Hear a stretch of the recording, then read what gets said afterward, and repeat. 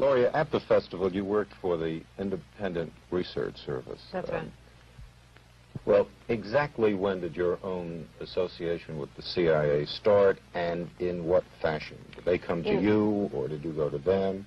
In 1958, when I came home from India, I discussed with student leaders, past and present, many of them active with the National Student Association, this kind of small foundation to encourage Americans to go.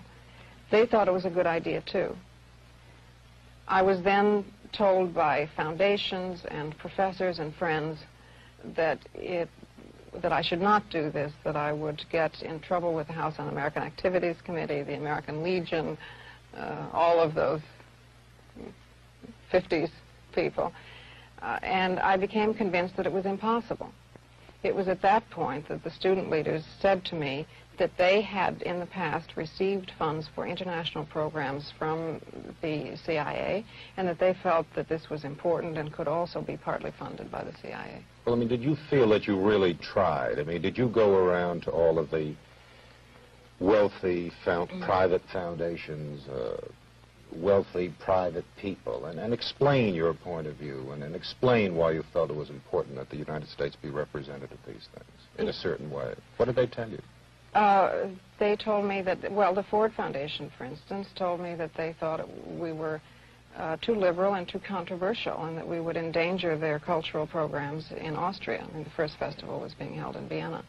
It was not encouraging at all, and the private individuals to whom I went often had particular points of view to put forward, which would have been much, much more restricting than the CIA funds were, which were free. I mean, no one was told what to say. What do you mean they were free? You mean to say it was easier for you to work for the CIA than a private organization? That's right. And the reason I think that comes as a surprise, as it did to me at the time. I mean, I had the conventional liberals' view of the CIA as a right-wing incendiary group, and I was amazed to discover that this was far from the case, that they were enlightened, liberal, nonpartisan activists of the sort who characterized the Kennedy administration, for instance.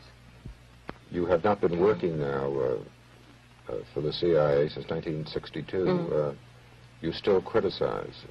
You were down recently in Washington? Yes, when the story broke that I had once been, that I have for 4 years been a Central Intelligence agent, I was demonstrating outside the Pentagon underneath Mr. McNamara's office against bombing in Vietnam. And this didn't precisely fit with the image of a CIA agent, but then neither does the CIA.